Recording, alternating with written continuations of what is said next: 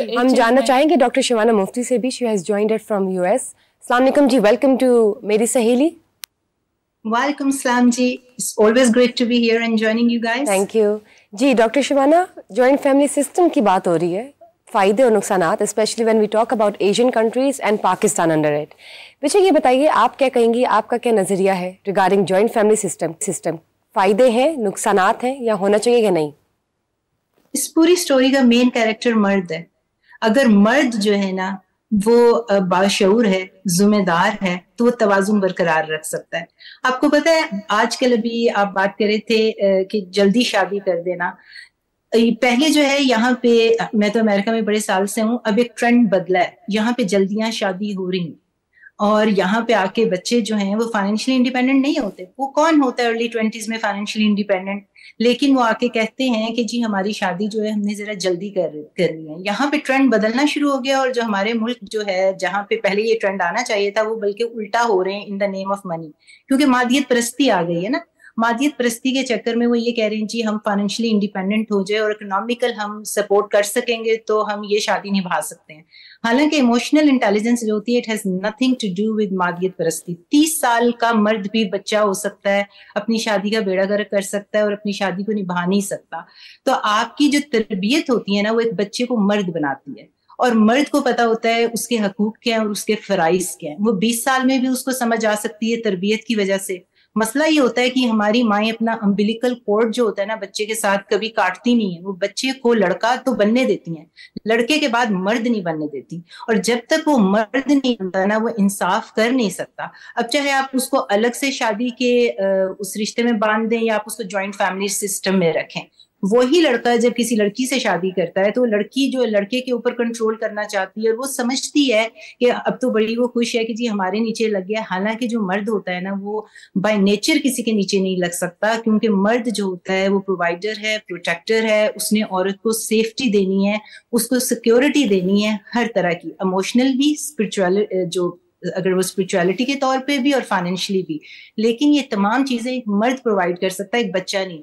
और जो लड़का होता है ना, वो कंट्रोल्ड हो जाता है। और ये तवाजुन कौन बरकरार रखेगा? एक मर्द बरकरार रख सकता है। अब चाहे वो ज्वाइंट फैमिली सिस्टम में रहे या वो अलग से बाहर रहे, उसके ज्वाइंट फैमिली सिस्टम के अपने फायदे हैं, अपने नुकसानात हैं। लेकिन अगर आप अपने बच्चों की जल्दी शादी कर भी देते हैं तो मेक श्योर कि वो लड़का नहीं है, वो मर्द है। और उसका फाइनेंशियल इंडिपेंडेंस से कोई इतना ताल्लुक नहीं है, क्योंकि लड़कियां जो है ना आजकल वो मादियत परस्त हो गई हैं। और उन्होंने क्या करना शुरू कर दिया है कि in the name of the independence एक मॉडर्न औरत ने अपने आप को मुश्किल बना दिया कि उससे मोहब्बत की जा सके। उसने कॉम्प्लिकेशंस क्रिएट कर दिए हैं। चेक मार्क करते करते करते बाकी तमाम चीजों को अब अंडर द रग डाल दिया है कि मेरे पास ये, उस लड़के के पास ये होना चाहिए, ये होना चाहिए। तो ये चारों तरफ के फैक्टर्स देखने पड़ेंगे। ये एक चीज को आप नहीं इग्नोर कर सकते। इन द एंड मैं आपको ये कहूंगी कि सारी जिम्मेदारी एक मर्द की है। मर्द होना चाहिए, लड़का नहीं होना चाहिए। ठीक ठीक ठीक। मैं चाहूँगी साहिल साहब, आप अगर हमारे साथ मौजूद हैं ऑडियो, तो मुझे ज़रूर बताइए, जॉइंट फैमिली सिस्टम की जब बात की जाए तो वो ख़वातीन, वो लड़कियां जो शादी करके जॉइंट फैमिली सिस्टम में आती हैं और वो दूसरी लड़कियां जो कि पली भरी होती हैं जॉइंट फैमिली सिस्टम में, ये दो एस्पेक्ट्स हैं। मुझे ये बताया कि इनकी साइकोलॉजी क्या होती है, जो एक शादीशुदा औरत है जॉइंट फैमिली में और जो एक लड़की पली भरी है जॉइंट फैमिली में, दोनों की साइकोलॉजी कैसी होती है?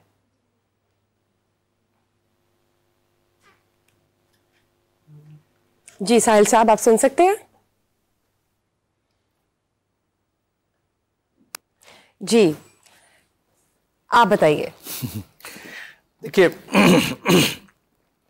हमारी जी डॉक्टर खालिद जमील, आप बताइए। जी जी, जो हमारी डिस्कशन है जाहिर है वो जो ओपन हो रही है, आई थिंक मैं ये चाह रहा हूँ कि हम उसको ज़्यादा फोकस ही रखें तो ज़्यादा बेहतर रखें, ताकि हमें असल चीज़ का तो वो हो ना।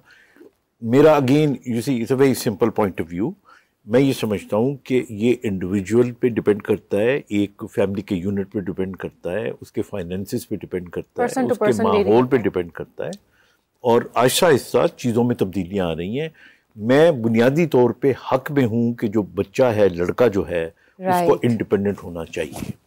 वो कमाए, कमा के शादी करे, शादी करने के बाद वो अपने बच्चों को पाले, अपनी बीवी को पाले। I mean that's an ideal situation. बिल्कुल, I mean that's what I believe in, and that's what I've done it to my son also, and I want my daughters and everybody like this. लेकिन सब लोग ऐसा नहीं कर पाते, कुछ के फाइनेंशियल प्रॉब्लम्स होते हैं। अब मैं आपको थोड़ी सी 1-2 मिसालें देता हूँ। बीइंग अ डॉक्टर, मेरे पास अगर मेरी ओपीडी के अंदर, ऑल्दो मेरी न्यूरोलॉजिकल प्रैक्टिस है, लेकिन साइकेट्रिक पेशेंट्स भी आते हैं क्योंकि उनकी मैनिफेस्टेशन होती हैं, तो आप यकीन करें कि तकरीबन 30 to 40% जो ख़वातीन आती हैं उनको फाइब्रोमाइल्जिया, हेडेक, जोड़ों का दर्द, स्ट्रेस, नींद का ना आना, चिड़चिड़ापन होना, और ये सारी चीज़ें आ रही होती हैं। और ये सारी की सारी जब हम डिटेल में जाते हैं तो उन फैमिलीज में ज़्यादा हैं जो जॉइंट फैमिली सिस्टम में रहती है। और इसी तरह वो ख़वातीन जो कि इंडिपेंडेंट होती हैं उनके यहाँ भी इश्यूज आते हैं, लेकिन उनके जो ज़्यादा इश्यूज होते हैं, अभी मेरे ख्याल आपने पॉइंट आउट किया था किसी ने, कि वो जो मियाँ बीवी होते हैं उनके दरमियान में भी अगर एक आदमी उनको सपोर्ट करने वाला हो, कोई फैमिली का बड़ा हो, तो उनकी जो डाइवोर्स तक बात चली जाती है वो नहीं जाती। तो आई थिंक ये जो मेन शऊर है वो मर्द को होना चाहिए, औरत को, दोनों को होना चाहिए। और आने वाले वक्तों में लोग, हम बार बार जो मिसाल देते हैं ना यूरोप की, again I say you go back to 2000 years, तो वहाँ पे भी यही सिस्टम था। बिल्कुल। आप उसको, उसकी तारीख पढ़, ग्रीक की तारीख पढ़ के देख लें, वहाँ पे भी यही सिस्टम हुआ करता था कि जॉइंट फैमिली हुआ करती थी। जूं करती करते गए, इंडिपेंडेंट होते गए। आजकल यही है, सेपरेट ही है। हाँ, और यही होना चाहिए आई थिंक, बिकॉज मैं आपको बताऊं, ये 1-2 बातें और मैंने देखी है, इवन कुछ मोरालिटी इश्यूज आ जाते हैं जिसको हम टच करते हुए तो थोड़े घबराते हैं। जब आप जॉइंट फैमिली में रहते हैं तो यू नो कजन्स भी साथ में रह रहे होते हैं, वो एक ही छत के नीचे सारे रह रहे होते हैं। There so many good things, but then again there so many other things also. Actually I think वो एक रीजन भी है ना कि क्यों लोग अब न्यूक्लियर की तरफ जा रहे हैं। इसका ये भी रीजन है कि भाई बहुत सारे लोग ये समझते हैं कि हमें अपने डिसीजंस मेकिंग में वो राइट्स नहीं मिलते। We are very much you know emphasised, या हमें फोर्स किया जाता है, प्रेशर किया जाता है, ओवरबर्डन्ड। दूसरी बात ये कि कुछ लोग ये भी सोचते हैं कि अगर हमारे कुछ ऐसे एस्पिरेशंस हैं, हमारे कुछ ऐसे फ्यूचर गोल्स हैं जो हमें एज जॉइंट फैमिली में नहीं कर सकते, बिकॉज दूसरी बहुएं वो नहीं कर रही हैं, वो घर में काम कर रही हैं, और मैं अगर बाहर काम करना चाहती हूँ तो मुझे नहीं मिलेगा क्योंकि मुझे भी उस सिस्टम को फॉलो करना है। तो ये कुछ ऐसे सिचुएशंस हो जाती हैं जिसकी वजह से लोग न्यूक्लियर में कन्वर्ट हो जाते हैं या कर रहे हैं। तो उसके अपने बेनिफिट ज़रूर हैं, लेकिन ये वाली बात जो हमने अभी बार बार की कि डेफिनेटली हर किसी के प्रॉस एंड कॉन्स है, किसी के एक्सपीरियंसेस बहुत अच्छे हैं। डिपेंड कि आप अपने इन लॉज के साथ फर्स्ट डे जब आप मैरी करके आते हैं घर के अंदर, आप किस तरह से रूल्स को फॉलो करवाते हैं। एक प्रोटोकॉल मेरे ख्याल में कि मर्द और मर्द के पेरेंट्स के ऊपर बहुत ज़्यादा डिपेंड करता है, क्योंकि अगर ये दोनों अगर बेहतर रहें इस लिहाज से कि आगे जो उनकी आने वाली वाइफ है मर्द की, उसको वो उसके पेरेंट्स किस तरह से टैकल करते हैं और मर्द उसको कैसे लेके चलता है। देखिए हमारा मज़हब जो है वो इस्लाम है। इस्लामिक पॉइंट ऑफ व्यू से अगर देखा जाए तो हमारे ऊपर ये, हम लोग बाउंड नहीं है कि हम लोग जॉइंट फैमिली सिस्टम में रहें, लेकिन जो हमारे हालात हैं, जो हमारा माहौल है, जो हमारा वो हमें इस चीज़ की इजाज़त नहीं देता कि हम लोग इंडिपेंडेंट रहें। ठीक है।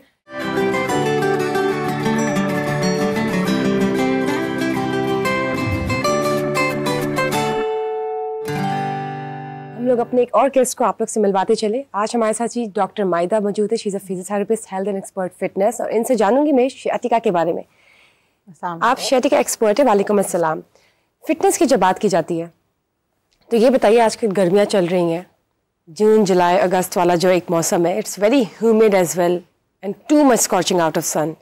इसमें ऐसा हमें क्या करना चाहिए ख़वातीन को घर बैठे हुए कि जो उनका पीएच लेवल है, बॉडी लेवल है, वाटर इनटेक है, हाइड्रेशन का जो लेवल है वो मेंटेन रहे? अच्छा, सबसे पहली बात तो ये कि शैतिका का कोई भी ताल्लुक आपकी फिजिकल एक्टिविटी के साथ डायरेक्टली लिंक नहीं होता। शैतिका एथलीट्स को भी हो सकती है और घर में रहने वाली सादा फीमेल को भी हो सकती है। तो शैतिका का तो इसके साथ नहीं है, but yes with the heat and everything pH को बैलेंस रखने के लिए और आप नॉर्मली अपना वर्कआउट भी कर सकें, एक तो अपना इलेक्ट्रोलाइट बैलेंस रखें, वाटर इनटेक अपनी प्रॉपर रखें, अपनी मील डाइट प्रॉपर रखें, कोशिश करें कि जंक फूड और ये चीज़ें अवॉइड करें, होम हेल्दी मील्स लें, और अगर आपको किसी किस्म की इलेक्ट्रोलाइट या विटामिन डेफिशिएंसी है तो उसके सप्लीमेंट साथ साथ स्टार्ट करते रहें। और जहाँ तक डिहाइड्रेशन की बात, तो obviously it's already heated environment, तो आप अगर वर्कआउट कर रहे हैं तो ऑटोमेटिकली स्वेटिंग लेवल आपका ज़्यादा होता है। तो अगर वो ज़्यादा है तो उसको बस बैलेंस आउट करने के लिए आपने अपना वाटर इनटेक बढ़ाना है। दैट्स ऑल जो आपको यूजुअली इसके लिए चाहिए। बहुत बहुत शुक्रिया। जी।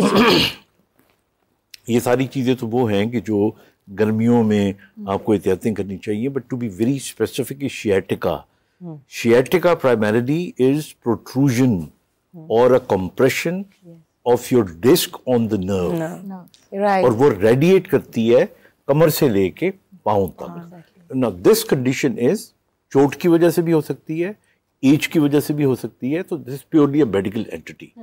जिनको शियाटिका होता है उनको प्रॉपर शियाटिका ट्रीटमेंट करवाना चाहिए। और जो बाकी आप बातें बता रही हैं वो generally for good health. I told, हाँ, तो ये होना चाहिए। ठीक। तो ये बताइए, हम जब रेमेडीज़ की तरफ आते हैं, बेसिकली हमारा हेल्थ और फिटनेस का जो सेगमेंट चल रहा है, उसमें मैं चाहूँगी कि हम लोग ख़वातीन को एसोसिएट करते हुए ये ज़रूर बताएं कि जो शियाटिका से इस वक्त सफ़र कर रही हैं, वो ऑर्गेनिकली किस तरह से मेंटेन रख सकती है और उसको किस तरह से ग्रेजुअली डिक्रीज कर सकती है इस मसले को। सबसे पहली बात तो ये कि शार्टिका की आपको रीज़न अगर नहीं पता कि आपको क्यों हुआ है, आप वेट लिफ्ट कर लें, उससे हो सकता है। आप में विटामिन डी की डेफिशिएंसी, उससे हो सकता है। आपको कोई इंजरी हो गई है, उसकी वजह से हो सकता है। डिस्क बल्ज के लेवल्स होते हैं, अगर तो वो बहुत कोई सेवेरिटी लेवल के ऊपर है तो फिर आप उसको खुद से ट्रीट नहीं कर सकते अनटिल अनलेस आप लोग मेडिकली किसी न्यूरोसर्जन के या फिजिशियन के साथ नहीं करते। बट क्योरेबल है? Yes it is curable. Genetical issue कोई जेनेटिक्स नहीं होता, ऐसा नहीं है कि अगर फादर को है तो बेटे को लाजमी होगा। बाय चांस ही, हाँ बाय चांस है। You are more prone.